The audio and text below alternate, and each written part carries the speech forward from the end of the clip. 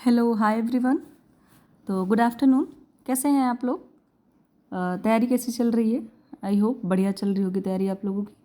तो इधर हम लोग थोड़ा सा प्रैक्टिस सेट आजकल पढ़ रहे हैं, डिस्कस कर रहे हैं साथ में। तो आपका कंटेंट रह जा रहा है, तो मैंने सोचा आज जो है कंटेंट किया जाए। तो कंटेंट में हमारा आज का टॉपिक है मिल्क एंड मिल्क प्रोडक्ट्स। ठीक है, आपको पता है फूड साइंस चल रहा है हमारा, तो फूड साइंस में जितने भी ये सब प्रोडक्ट्स हैं उनके बारे में हमें पढ़ना ही है। आपके मिल्क प्रोडक्ट वाले में 2 वीडियो होगी, थोड़ा सा डिटेल रहेगा, बहुत ज़्यादा डिटेल नहीं है बट ठीक है। इसमें से मेन चीज़ें ही मैंने डिस्कस करी है आपसे, तो एग्ज़ाम के लिए आपके काफ़ी हेल्पफुल होगा। और आपको पता ही है कि ये वीडियो जो है TGT, PGT, LTG, IC, net या होम साइंस के कोई भी एग्ज़ाम आप कहीं दे रहे हैं तो उसके लिए ये वीडियो आपको जो है मतलब हेल्पफुल होगी आपको। तो प्रीवियस वीडियोज़ अगर आपने नहीं देखी हैं तो आप देख सकते हैं जा करके। फिजियोलॉजी आपका पूरा का पढ़ाया गया है, फूड साइंस हमारा चल रहा है अभी, और आगे भी हम इस तरीके की चीज़ें साथ में जो है डिस्कस करते रहेंगे। तो चलिए बिना किसी देर के जो है स्टार्ट करते हैं।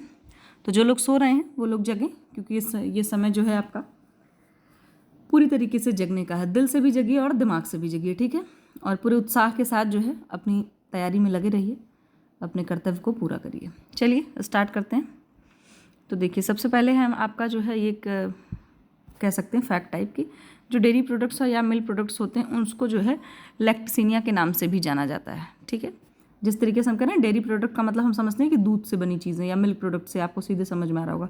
तो इन सब चीज़ों से जो प्रोडक्ट बनते हैं मिल्क से, उनको हम लोग क्या बोल रहे हैं? लैक्टोसिनिया। ठीक है, इसके बाद यहाँ से हम अपना जो है हैंड रिटन नोट से पढ़ेंगे।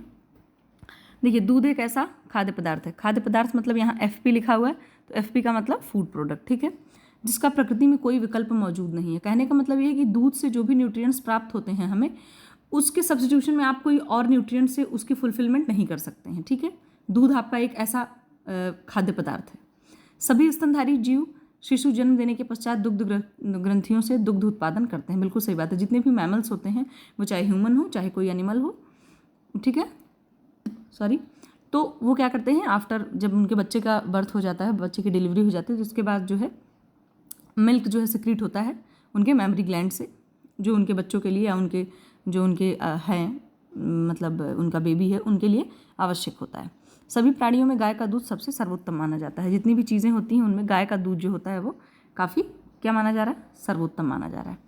इसके बाद है किंतु भैंस एवं बकरी का दूध भी यूज़ किया जाता है। बिल्कुल सही बात है, गाय का सबसे अच्छा तो होता है, लेकिन जो आपका बफेलो है और जो गोट है उसका भी यूज़ किया जाता है। ठीक है, इसके बाद है हमारा कॉम्पोजिशन ऑफ मिल्क। ठीक है, तो कॉम्पोजिशन ऑफ मिल्क का मतलब यही है, आपको समझ आ ही रहा होगा कि किन किन मतलब दूध का संगठन कैसा है। तो दूध में कौन कौन सी चीज़ें होती हैं? फैट होता है, कार्बोहाइड्रेट होता है आपका, प्रोटीन होता है, एवं कई अन्य ऑर्गेनिक यौगिक का एवं इनऑर्गेनिक लवण का पानी में घुला हुआ मिश्रण है। कहने का मतलब फैट भी है, कार्बोहाइड्रेट भी है, बहुत लिटिल अमाउंट में होता है कार्बोहाइड्रेट। इसके बाद प्रोटीन है, और कई सारे इसमें ऑर्गेनिक कंपाउंड भी हैं और इनऑर्गेनिक सॉल्ट भी हैं। इन सारी चीज़ों का मिक्सचर है जो मिल्क है, इन सारी चीज़ों का एक पानी में घुला हुआ क्या है? मिश्रण है। दूध का सबसे महत्वपूर्ण संगठन मतलब जो सबसे मेन कंपोनेंट है वो कौन सा है? प्रोटीन है। ये प्रोटीन आपका और ये वसा आपकी। ठीक है, फिर नेक्स्ट है हमारा कि मिल्क फैट, मतलब कि जो दूध में फैट पाया जाता है। तो देखिए, भैंस के दूध में 6.5 होता है क्या? वसा जो होती है 6.5, और गाय के दूध में 4.1% होती है। ठीक है, एग्जाम में बिल्कुल ऐसे सीधे ही पूछा जा सकता है आपसे। सॉरी, एक सेकेंड, यही ठीक है। ठीक, इसके बाद है दूध की वसा अथवा बटर का जो न्यूट्रिटिव वैल्यू होती है वो काफ़ी अधिक होती है। एनवी का मतलब है न्यूट्रिटिव वैल्यू। दूध पानी में वसा का एक सच्चा इमल्सन होता है। कहने का मतलब जो दूध है वो पानी में वसा का एक सच्चा इमल्सन होता है। इमल्सन का मतलब क्या है कि जो फैट है और पानी है वो पूरी एक तरीके से अच्छी तरीके से मिल जाना। ठीक है, तो आप देखते होगे ना कि दूध में जो फैट होता है वो बिल्कुल मिला हुआ होता है। हमें देख के हम नहीं समझ सकते कि इसमें फैट भी है। वो तो जो हम कई सारी प्रोसेसिंग करते हैं तब हमें समझ आता है कि आप उसकी क्रीम निकाल रहे हैं, उससे बटर बना रहे हैं, तब हमें समझ आता है कि इसके अंदर फैट है। इस वजह से बोला जा रहा है कि दूध जो पानी में क्या है? वसा का एक अच्छा और एक सच्चा इमल्सन है। ठीक है, फिर नेक्स्ट है आपका कि वसा के कण, मतलब दूध के अंदर जो वसा के मॉलिक्यूल्स होते हैं वो प्रोटीन, फॉस्फोलिपिड एवं कोलेस्ट्रॉल से बने एक झिल्ली से घिरे रहते हैं। कहने का मतलब ये है कि जो दूध है उसमें जो वसा के कण होते हैं वो प्रोटीन, फॉस्फोलिपिड और कोलेस्ट्रॉल से बनी एक मेम्ब्रेन होती है, उससे घिरे हुए होते हैं। समझ गए आप? अतः वसा के कण दूध में माइक्रोस्कोप से देखने पर अलग से दिखाई देते हैं। अगर हम माइक्रोस्कोप से देखें तो वसा के जो मॉलिक्यूल्स हैं वो अलग से दिखाई देंगे। वसा के बड़े जो कण होते हैं, मतलब दूध के अंदर जो वसा के बड़े बड़े मॉलिक्यूल्स होते हैं वो दूध की सतह पर जल्दी दिखाई पड़ते हैं। दूध की वसा अन्य एक सेकेंड, हाँ, दूध की वसा विभिन्न प्रकार के ग्लिसराइड का मिश्रण होता है। मैंने आपको बताया ना कि जब होता क्या, फैट जब टूटता है तो वो ग्लिसरॉल और फैटी एसिड में चेंज हो जाता है। मतलब टूटने का मतलब जब हम वसा वाली चीज़ें हम खाते हैं तो हमारे मतलब स्टमक में जाने के बाद वो जो डाइजेस्ट हो जाती है तो वो फैटी एसिड और ग्लिसरॉल में टूट जाती है। तो वही बात हो रही है कि यहाँ पे ग्लिसराइड का मिश्रण है जो दूध की वसा होती है। दूध में 64% फैटी एसिड होते हैं जिनमें 4 से 26 तक के कार्बन अणु वाले पाए जाते हैं। कहने का मतलब जो इनमें 64% फैटी एसिड होते हैं और इनमें जो कार्बन मतलब कार्बन के एटम्स की जो चेन पाई जाती है वो कहाँ से कहाँ तक होती है, 4 से लेकर के 26 तक। ठीक है, फिर है आपका कि दूध में छोटी श्रृंखला वाले फैटी एसिड, FA का मतलब है आपका फैटी एसिड, मतलब कि वसीय अम्ल। ठीक है, दूध में छोटी श्रृंखला वाले फैटी एसिड ज़्यादा पाए जाते हैं और यह 10 से 12 डिग्री सेल्सियस पर पिघल जाता है। ये बटर को मुलायम ठोस संरचना प्रदान करते हैं। जैसे आपने देखा होगा ना, बटर इतना ठोस तो होता है बट जैसे ही आप उसको हीट पे रखते हैं वो तुरंत ही मेल्ट होने लग जाता है।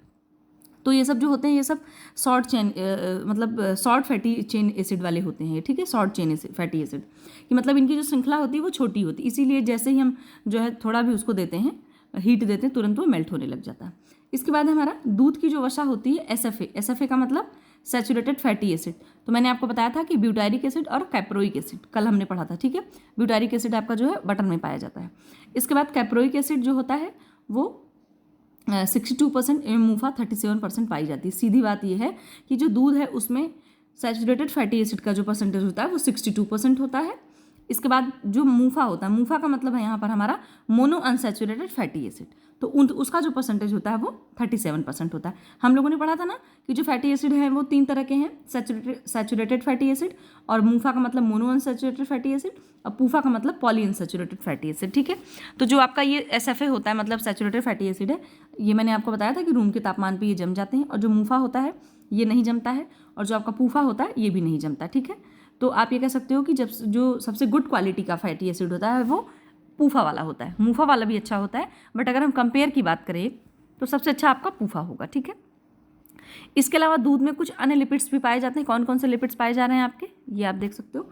फॉस्फोलिपिड्स हैं, स्टेरॉल्स हैं, फ्री फैटी एसिड है, विटामिन ए है एवं वसाघुलित विटामिन पाए जाते हैं। विटामिन ए है मतलब वसाघुलित विटामिन ए जो है ही है आपका। इसके बाद vitamin D, vitamin E, vitamin के, ये सारा आपका जो फैट सोल्यूबल विटामिन ही होते हैं। ठीक है, तो ये कुछ लिपिड्स पाए जाते हैं दूध के अंदर। ठीक है, इसके बाद है खाद्य पदार्थ में उपस्थित वसा का परसेंटेज जानने के लिए गर्बर टेस्ट किया जाता है। ठीक है, जैसे अगर हमें ये जानना है कि कितना वसा है किसी भी खाद्य पदार्थ में, तो उसके लिए हम लोग ये गर्बर टेस्ट करते हैं। ठीक है, इसके बाद नेक्स्ट है हमारा मिल्क प्रोटीन। जो मिल्क की प्रोटीन होती है मतलब दूध में जो प्रोटीन पाई जा रही, आपको याद हो तो कल मैंने बताया था कि दूध में जो प्रोटीन होती है उसको हम लोग केसीन प्रोटीन बोलते हैं। जैसे दालों की प्रोटीन को लाइसिन बोलते हैं, अनाजों की प्रोटीन को हम लोग जो है मिथ्योनिन बोलते हैं, इस तरीके की चीज़ें हैं। अंडे की प्रोटीन को एल्ब्यूमिन बोलते हैं, ये सब बातें हैं। ठीक है, मीट वाली प्रोटीन को मायोसिन बोलते हैं, ये बात है। उसी तरीके से जो आपकी मिल्क प्रोटीन है उसको हम लोग क्या बोल रहे हैं, उसको हम लोग केसीन प्रोटीन बोल रहे हैं। अच्छा, इसके बाद है दूध में संपूर्ण नाइट्रोजन का 80% केसीन प्रोटीन के रूप में पाया जाता है। समझ गए आप कि जो दूध का प्रोटीन है उसमें 80% जो प्रोटीन होता है दूध का वो केसीन के रूप में पाया जाता है, मतलब केसीन होता है। ठीक है, यदि मिल्क का पीएच यदि मिल्क का पीएच 20 डिग्री सेंटीग्रेड पर 4.6 कर दिया जाए तो केसीन प्रोटीन अलग हो जाता है। बात समझ रहे हैं आप कि जो उसका पीएच है वो क्या कहते हैं 20 डिग्री सेंटीग्रेड पे अगर उसको 4.6 कर दिया जाए तो केसीन प्रोटीन क्या होता है, अलग हो जाता है। समझ गए आप। बचे हुए पानी में लैक्टोग्लोब्यूलिन एवं लैक्टलब्यूमिन वे प्रोटीन कहलाते हैं। यहाँ वे लिखा हुआ है, ये आपका WHEY। ठीक है, वे प्रोटीन बोलते हैं। होता क्या है, जो बचा हुआ पानी होता है, जैसे अब यहाँ पे केसीन प्रोटीन का मतलब ये समझ लीजिए आप कि जैसे जब हम पनीर फाड़ते हैं तो आप देखते होंगे कि जब हम उसको फाड़ देते हैं, है ना, तो फाड़ने पे क्या होता है कि दूध का जो है पनीर हम निकाल लेते हैं अलग से। ठीक है, और उसको जमा देते हैं। इसके बाद जो उसका पानी बच जाता है वाइट कलर का, जो बिल्कुल पानी जैसा होता है, उसी की बात हो रही है। उसमें जो है आपका लैक्टोग्लोब्यूलिन और लैक्टलब्यूमिन और वे प्रोटीन कहलाता है। ठीक है, तो वो जो पानी होता है वाइट वाला उसको हम लोग वे प्रोटीन बोलते हैं या वे वाटर बोलते हैं। ठीक है, अब नेक्स्ट है इसी में है आगे, दूध की प्रोटीन में प्रोटीएजेस, पेप्टोन आदि एंजाइम पाए जाते हैं। कहने का मतलब है जो दूध की प्रोटीन है उसमें प्रोटीएजेस, पेप्टोन आदि एंजाइम आपके पाए जाते हैं। जो केसीन प्रोटीन है वो क्या है, एक फॉस्फोप्रोटीन है। कौन सा प्रोटीन है ये, फॉस्फोप्रोटीन। ठीक है, क्योंकि इसमें फॉस्फोरिक एसिड पाए जाते हैं। ताजे दूध का पीएच मान ध्यान से सुनिएगा, ताजे दूध का पीएच मान 6.6 होता है। केसिन एक प्रकार का ग्लाइकोप्रोटीन होता है। ग्लूटामिक एसिड केसिन में अच्छी मात्रा में पाया जाता है। समझ गए आप, मतलब कि जो केसिन है उसमें ग्लूटामिक एसिड अच्छी मात्रा में पाया जाता है। और केसिन एक तरीके का आपको जो है क्या कहते हैं, ग्लाइकोप्रोटीन है। और ताजे दूध का जो पीएच मान है वो आपका क्या है, 6.6 होता है। ठीक है। और यहाँ पर फॉस्फोप्रोटीन इसलिए दूध का बोला जा रहा है केसिन को, क्यों? क्योंकि इसमें फॉस्फोरिक एसिड पाया जा रहा है। समझ गए आप। इसके अतिरिक्त एस्पार्टिक एसिड, ये सब आपके अमाइनो एसिड हैं। Aspartic acid, valine, lysine, leucine, proline आदि भी पाए जाते हैं। ठीक है, दूध में। फिर नेक्स्ट है आपका कि केसिन में 8.2% कैल्शियम एवं 5.7% कार्बोहाइड्रेट पाए जाते हैं। और दूध में कौन सा कार्बोहाइड्रेट होता है, आपको अगर याद हो तो आप बता सकते हैं, मतलब बताइएगा कौन सा कार्बोहाइड्रेट दूध में होता है। ठीक है। इसके बाद देखिए वे प्रोटीन की बात हो रही, जो वही बचा हुआ पानी है। देखिए वे प्रोटीन में कौन कौन सी चीज़ें पाई जाती हैं। आपका होता है क्या कहते हैं, लैक्टोल्ब्यूमिन होता है। इसके बाद बीटा लैक्टोग्लोब्यूलिन होता है, सीरम अल्ब्यूमिन होता है, इम्यूनोग्लोब्यूलिन होता है, और कुछ एंजाइम्स होते हैं, प्रोटीजेस होते हैं और पेप्टोन। ये सारी चीज़ें जो वे वाटर होता है उसमें पाया जाता है। जो हम लोग दूध फाड़ने के बाद, या दूध आप कह सकते हो कि दूध को मतलब वही फाड़ने के बाद जो उसका पानी होता है, उस पानी के अंदर इतनी सारी चीज़ें होती हैं और उसी को हम लोग वे वाटर बोलते हैं। ठीक है। तो आप ये सोचो, उस पानी को हमें फेंकना नहीं चाहिए। अगर घर में हम पनीर बना रहे हैं तो उसको आप किसी और अन्य चीज़ों को बनाने में यूज़ कर सकते हैं। फिर हमारा दुग्ध शर्करा मतलब मिल्क शुगर। दूध में कितनी शर्करा पाई जाती है उसके बारे में यहाँ बात करेंगे कि दूध में 4 to 5% शर्करा पाई जाती है। दूध में पाया जाने वाला मुख्य कार्बोहाइड्रेट लैक्टोज होता है। अभी हमने पढ़ाया, आपको कल भी पढ़ा था और भी मैंने पूछा भी था ये आपसे कि कौन सा पाया जाता है, लैक्टोज पाया जाता है, जो डाइसैकेराइड होती है। मैंने आपको बताया कि कार्बोहाइड्रेट 3 तरह का होता है, मोनोसैकेराइड, डाइसैकेराइड, पॉलीसैकेराइड। तो अब जो लैक्टोज है आपका, जैसे ग्लूकोज जो है वो मोनोसैकेराइड होता है, फ्रक्टोज भी आपका मोनोसैकेराइड होता है। इसी तरीके से जो आपका सुक्रोज है, माल्टोज है, लैक्टोज है, ये सब डाइसैकेराइड होते हैं। और स्टार्च, सेलुलोज, पेक्टिन, हेमिसेलुलोज, ये सब आपका पॉलीसैकेराइड होता है। किंतु थोड़ी मात्रा में ग्लूकोज, गैलेक्टोज एवं अन्य शर्करा भी पाई जाती है। समझ गए आप। लैक्टोज तो पाया ही जाता है, लेकिन कुछ मात्रा में ग्लूकोज, गैलेक्टोज और अन्य शर्कराएं भी पाई जा रही हैं। ठीक है। फिर हमारा नेक्स्ट है लैक्टोज शर्करा जब अपघटित होने के बाद ग्लूकोज व गैलेक्टोज में टूट जाती है। लैक्टोज शर्करा कहने का मतलब तब प्राप्त होती है जब ग्लूकोज और गैलेक्टोज टूटता है, तो उससे भी लैक्टोज शर्करा प्राप्त होती है। मतलब जब ग्लूकोज और गैलेक्टोज का अपघटन होता है तो उससे भी जो है लैक्टोज शर्करा प्राप्त होती है। ठीक है। फिर एक सेकंड, सॉरी, यहाँ पे कुछ कन्फ्यूजन हो गई, मुझे लगता है मैंने गलत पढ़ दिया। यहाँ पे लिखा है कि लैक्टोज शर्करा जब अपघटित होने के बाद ग्लूकोज व गैलेक्टोज में टूट जाती है। एग्जैक्टली मैंने जस्ट अपोजिट बात कर दी उसकी, सॉरी। जब लैक्टोज शर्करा टूटती है, मतलब जब लैक्टोज शर्करा आप ये कह सकते हो डाइजेस्ट होती है या ब्रेक डाउन होता है उसका, तो वो किस चीज़ में बदल जाती है, ग्लूकोज में और गैलेक्टोज में। जैसा कि आपको पता ही है कि किसी भी तरीके का अगर हम कार्बोहाइड्रेट ले रहे हैं, चाहे वो आप स्टार्च ले रहे हैं, चाहे वो आप क्या कहते हैं पेक्टिन ले रहे हैं, सुक्रोज ले रहे हैं, माल्टोज ले रहे हैं, ग्लूकोज, कोई भी आप कार्बोहाइड्रेट ले रहे हैं, तो उसका जो सबसे डाइजेस्ट होने के बाद सबसे मतलब ब्रेक डाउन होने के बाद जो सबसे उसका लास्ट प्रोडक्ट बनेगा वो ग्लूकोज ही बनेगा आपका। समझ गए। तो इसी अब ये जो लैक्टोज है ये डाइसैकेराइड है, तो जो लैक्टोज का भी जब ब्रेक डाउन होगा तो क्या बनेगा, उसमें ग्लूकोज ही बनेगा। ठीक है, ग्लूकोज और गैलेक्टोज। इसके बाद है आपका कि लैक्टोज जो है, लैक्टोज सबसे कम मीठी, कौन सी सबसे कम मीठी, वह सबसे कम घुलनशील होती है, जो आपकी लैक्टोज शर्करा है। इसके बाद नेक्स्ट हमारा कि जब दूध को गर्म किया जाता है तो लैक्टोज प्रोटीन के साथ अभिक्रिया करता है। ध्यान से पढ़िएगा, ये बहुत इंपॉर्टेंट है। इसमें है कि जब दूध को गर्म किया जाता है तो लैक्टोज प्रोटीन के साथ अभिक्रिया करता है, इससे दूध में ब्राउन रंग उत्पन्न होता है। ठीक है, यह भूरा रंग नॉन एंजाइमेटिक ब्राउनिंग के कारण उत्पन्न होता है और इसे हम लोग मेलार्ड रिएक्शन बोलते हैं। क्या बोलते हैं, मेलार्ड रिएक्शन।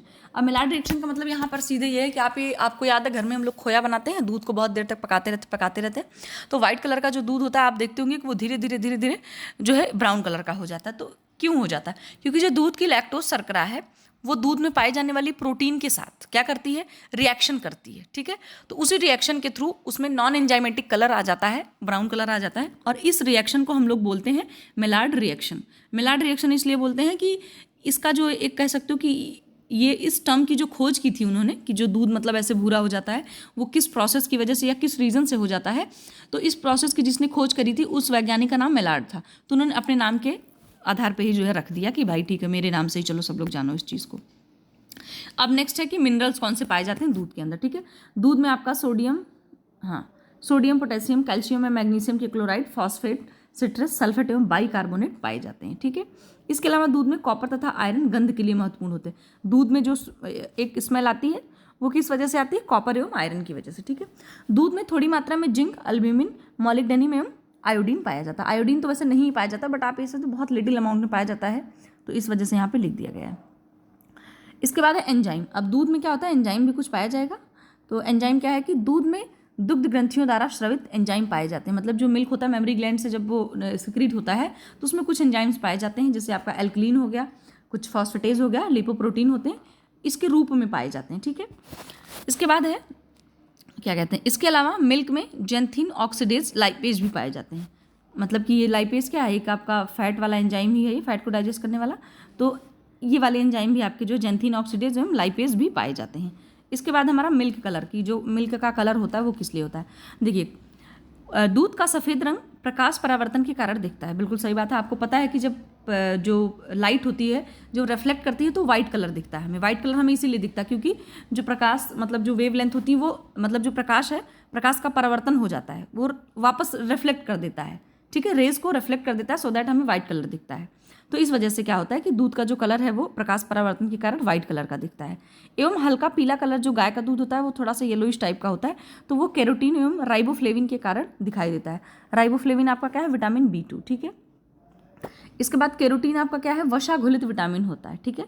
कैरोटीन आपका वसा घुलित विटामिन होता है, और जो विटामिन B2 है वो आपका जल में घुलनशील विटामिन होता है। समझ गए आप?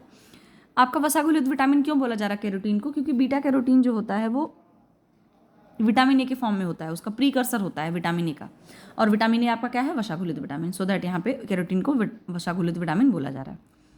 नेक्स्ट है हमारा स्वाद एवं सुगंध। दूध का स्वाद हल्का मीठा लैक्टोज की उपस्थिति के कारण होता है। अभी मैंने आपको बताया ही कि जो दूध का कलर है वो दूध का जो मीठापन आ रहा है वो लैक्टोज की वजह से आता है। एवं ताजी मिल्क की सुगंध कई प्रकार के यौगिकों की वजह से होती है। जो ताज़ा मिल्क हम लेकर के आते हैं तो उसमें क्या होता है? एसीटोन, एसिटाइल्डिहाइड, डाइमिथाइल सल्फाइड एवं छोटे श्रृंखला वाले वशीय अम्ल के कारण होता है। ठीक है। शॉर्ट चेन फैटी एसिड जो होते हैं उनके कारण से, और एसिटाल्डिहाइड, डाइमिथाइल सल्फाइड, इन सारे की मतलब इन सारे कंपाउंड की वजह से जो दूध में स्वाद आता है ताजे दूध में, उस वजह से आता है। ठीक है। नेक्स्ट हमारा कभी कभी दूध में ऑफ फ्लेवर आ जाता है। यह गाय के स्वास्थ्य पर निर्भर करता है। कभी कभी टेस्ट नहीं अच्छा आता, कहते हैं ना दूध में अजीब सा टेस्ट आ रहा है, तो वो जो आपका जानवर है उसकी हेल्थ पे भी निर्भर करेगा। इसके बाद या मिल्क को कच्ची अवस्था में रखने पर बैक्टीरिया के वर्ग की क्रिया द्वारा आता है। ऐसा भी होता है कि कभी आपने मिल्क को बिना पकाए या बिना पास्चुराइज किए हुए रख दिया तो उसकी वजह से भी इसमें क्या होता है? बैक्टीरिया की फॉर्मेशन हो जाती है, सो दैट ऐसा कलर उसका गड़बड़ हो जाता है। इसके बाद एनर्जी कितनी होती है दूध में? 100 ml मिल्क में लगभग 90 किलो कैलोरी पाई जाती है। ठीक है, 90 किलो कैलोरी। इसके बाद कुछ फिजिकल प्रॉपर्टीज़ हैं मिल्क की, उसके बारे में देख लेते हैं। क्या है? अम्लता, मतलब एसिडिटी जो होती है दूध की। ताजे दूध का पीएच मान लगभग 25 डिग्री सेंटीग्रेड तापमान पर 6.5 से लेकर के 6.7 तक होता है। मतलब जो दूध का पीएच मान होता है वो रूम के टेम्परेचर पे जब रहता है, रूम का टेम्परेचर आपका 20 से 25 डिग्री सेंटीग्रेड ही होता है, तो इतने सेंटीग्रेड पे अगर दूध को रखा जाता है तो उसका पीएच मान कितना होता है? 6.5 से लेकर के 6.7। तो आप ये कह सकते हो कि ना बहुत एसिडिक है ये जो पीएच मान है, ना बहुत ना एल्कलाइन है। ठीक है। आप कह सकते हो नियर अबाउट न्यूट्रल है, क्योंकि 7 पे जो होता है जब हमारा 7 पीएच मान, तो वो न्यूट्रल ही माना जाता है। यदि दूध को हवा में खुला रख दिया जाए तो उसकी अम्लता कम हो जाती है, क्योंकि कार्बन डाइऑक्साइड गैस उड़ जाती है। ठीक है।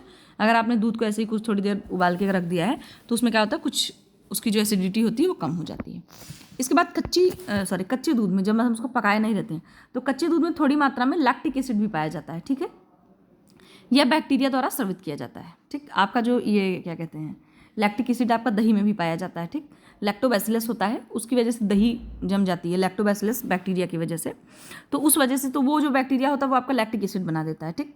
इस वजह से कहा जा रहा है कि दूध में लैक्टिक एसिड मात्रा पाए जाते हैं।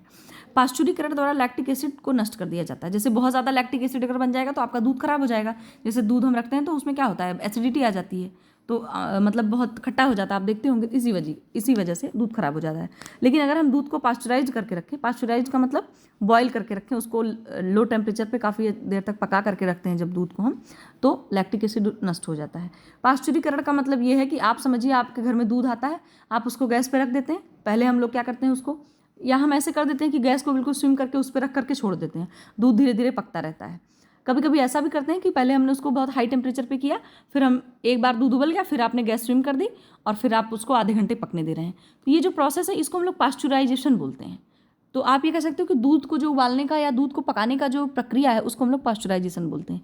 ये जो हम बोलते हैं कि दूध उबाल रहे हैं, अगर इसको एक प्रॉपर टर्म में देखा जाए तो ये शब्द सही नहीं कि दूध को उबाल रहे हैं, ठीक है। उबालते तो हम पानी हैं, और उबालने का मतलब क्या है कि एक बार बॉइलिंग टेम्परेचर पे गया, इसके बाद आपने बंद कर दिया। लेकिन दूध को तो क्या करते हैं, हम देर तक पका रहे होते हैं, पास्चराइज करते हैं, ताकि उसमें जो बैक्टीरिया या कोई भी अनडिजायरेबल थिंग है तो वो हट जाए, खत्म हो जाए, नष्ट हो जाए, ठीक है। इसके बाद दूध की सांद्रता, ठीक है, डेंसिटी क्या है दूध की। तो दूध की सांद्रता दूध की उपस्थिति, मतलब उसमें उसकी जो वसा उपस्थित है, प्रोटीन उपस्थित है, और एनिमल की आयु पर निर्भर करता है, ठीक है। जैसे ये आम भाषा में ये माना जाता है कि जो एनिमल होता है, अगर उसकी एज जितनी ज़्यादा होती है, या आप कह सकते हो कि नहीं होती है, अब मुझे इतना पता नहीं है, तो मिल्क जो है उतना अच्छा होता है, वो एज जितनी ज़्यादा होती है।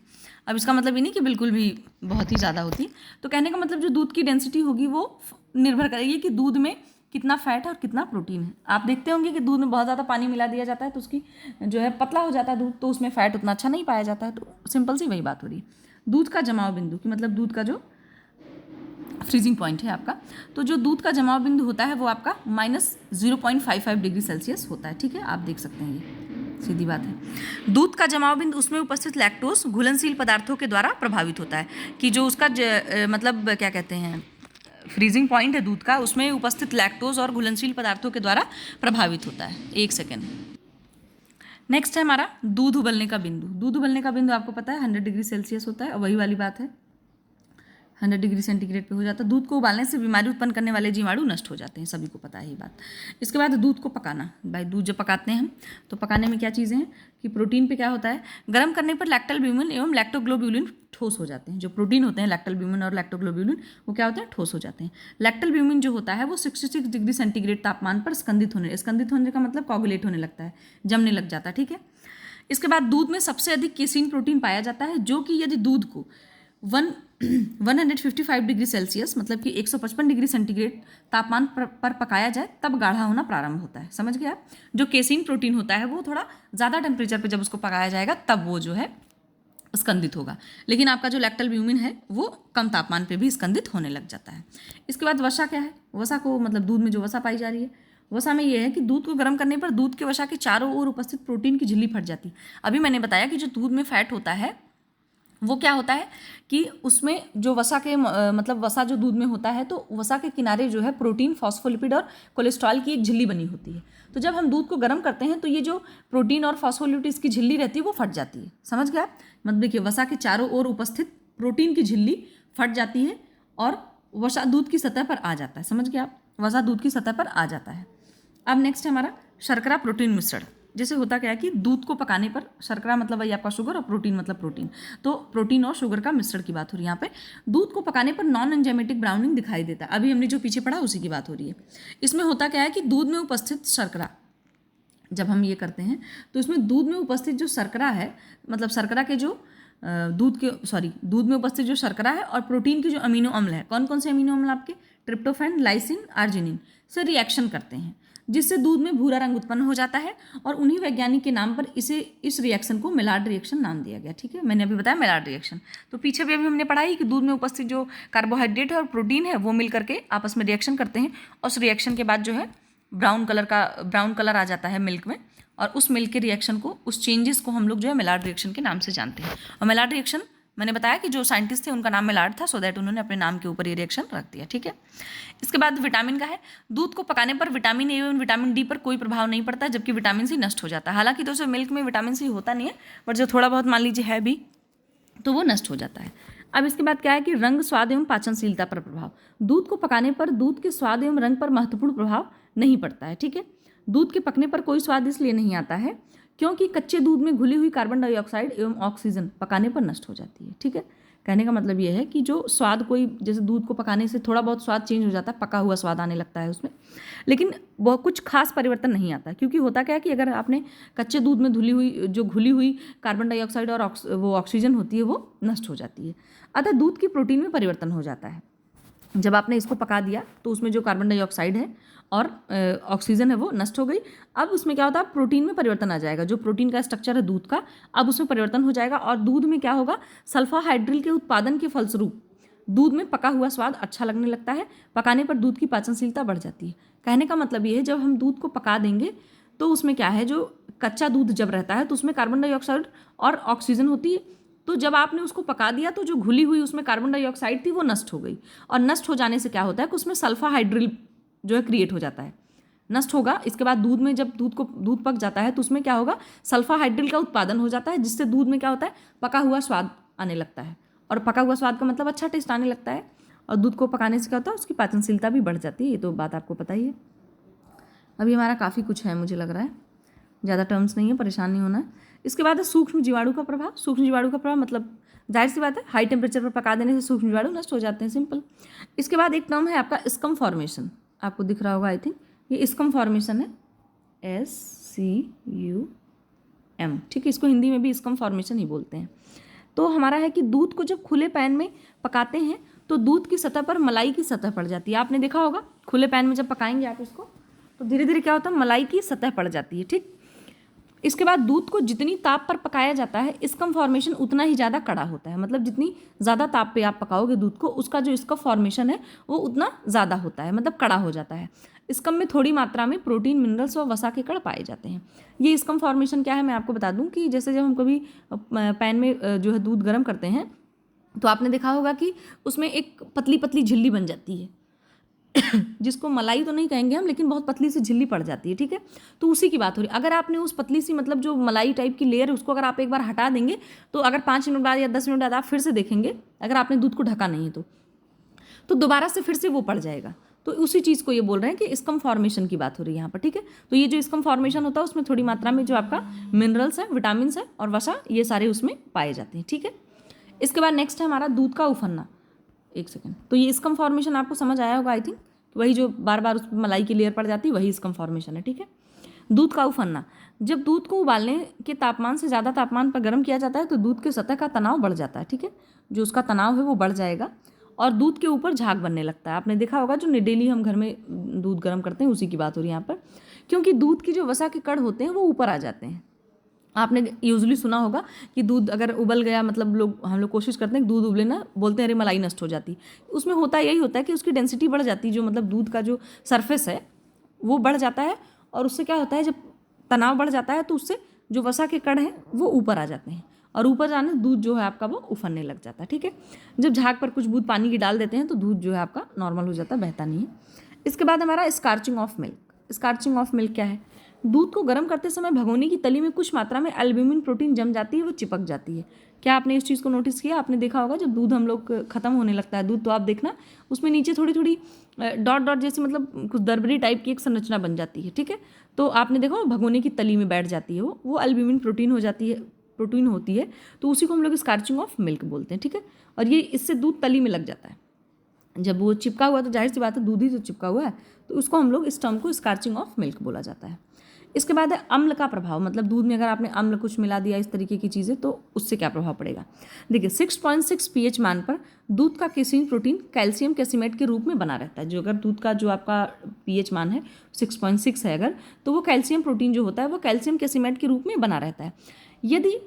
लेकिन अब आगे क्या होगा, यदि दूध की अम्लता बढ़ जाती है, मतलब दूध में जो एसिडिटी है अगर वो बढ़ जाती है, तो इसके लिए उसमें कुछ प्राकृतिक खट्टा पदार्थ मिला दिया जाए। जो आपका दूध है उसमें कुछ खट्टा पदार्थ मिला दिया जाए तो दूध में कैल्शियम कैसिमेट से कैल्शियम एवं फॉस्फेट अलग हो जाता है। जो कैल्शियम कैसिमेट है उसके अंदर क्या है, कैल्शियम एवं फॉस्फेट है। तो जब आपने कुछ खट्टा पदार्थ मिला दिया तो जो कैल्शियम कैसिमेट बना हुआ था वो कैल्शियम और फॉस्फेट के रूप में अलग हो जाता है। और ये होता क्या, यही केसीन प्रोटीन जमकर पनीर के रूप में चेंज हो जाता है। आपको बात समझ आ रही है कि जो दूध था आपका, दूध में होता है केसीन प्रोटीन, ठीक है। और जो केसीन प्रोटीन है वो किस फॉर्म में होता है, कैल्शियम कैसिमेट के रूप में, ठीक। लेकिन जब हमने उसमें कुछ एसिडिक पदार्थ मिला दिया, कुछ उसमें खट्टा पदार्थ मिला दिया हमने, तो जो कैल्शियम कैसिमेट यहाँ पर था वो कैल्शियम और फॉस्फेट के रूप में अलग हो जाता है। और जब अलग हो जाता है तो अलग होने के बाद यही जो है केसीन प्रोटीन के रूप में जम जाता है और पनीर के रूप में बदल जाता है, समझ गए आप। तो आप ये कह सकते हो कि जो कैल्शियम, जब पनीर बन जाता है तो वो केसिन प्रोटीन इसमें किस तरीके से जम जाता है, इसकी बात यहाँ पर बताई गई है आपको, ठीक। और यदि दूध का पीएच मान 4.6 हो जाता है तो भी दूध का प्रोटीन जो होता है वो आपका जम, कितना हो जाता है 4.6, ठीक है। तो अगर पीएच मान उसका 4.6 हो गया तो भी दूध का प्रोटीन जो होता है वो जम जाता है। और दूध का आइसोलेक्ट्रिक पॉइंट जो होता है वो भी 4.6 होता है। ये नेट के एग्जाम में डायरेक्ट ये क्वेश्चन पूछा गया है, ठीक है। तो आपको आइसोलेक्ट्रिक पॉइंट आप दूध का याद रखना है, ठीक है। इसके बाद इफेक्ट ऑफ एंजाइम, अगर आपने कुछ एंजाइम वगैरह मिला दिया तो उसमें क्या है, रेनिन एंजाइम अगर मिला, काइमोसिन भी बोलते हैं इसको, ये बछड़े के मुंह से निकलती है और यदि मिल्क में यह मिल जाता है तो दूध के भौतिक एवं रासायनिक गुण में चेंज हो जाता है, जिससे दूध का प्रोटीन जो होता है, दूध का केसिन प्रोटीन जम जाता है और इससे दूध फट सकता है, समझ गए आप। बछड़े के मुंह से जो झाग निकलती है अगर वो मिल गई दूध में तो दूध आपका फट सकता है, खराब हो सकता है। इसके बाद एंजाइम ऑफ फ्रूट, अगर कोई फ्रूट का एंजाइम मिला दिया गया उसमें तो जो आपका अनानास होता है उसमें ब्रोमेलिन एंजाइम पाया जाता है, उसी की बात हो रही है यहाँ पे। तो ब्रोमेलिन नामक प्रोटियोलिटिक एंजाइम जो कि अनानास में पाया जाता है दूध को थक्के के रूप में जमा देता है, समझ गए। अगर ये एंजाइम दूध में डाल दिया गया दूध में तो वो भी बिल्कुल थक्के के रूप में जम जाएगा। इसके बाद दूध पर फिनोलिक कंपाउंड एवं लवण का प्रभाव, कुछ दूध पर मतलब कुछ फिनोलिक कंपाउंड या कुछ सॉल्ट होते हैं उनका क्या प्रभाव पड़ता है। देखो, फलों एवं सब्जियों के हरी अवस्था में टैनिन नामक यौगिक पाए जाते हैं।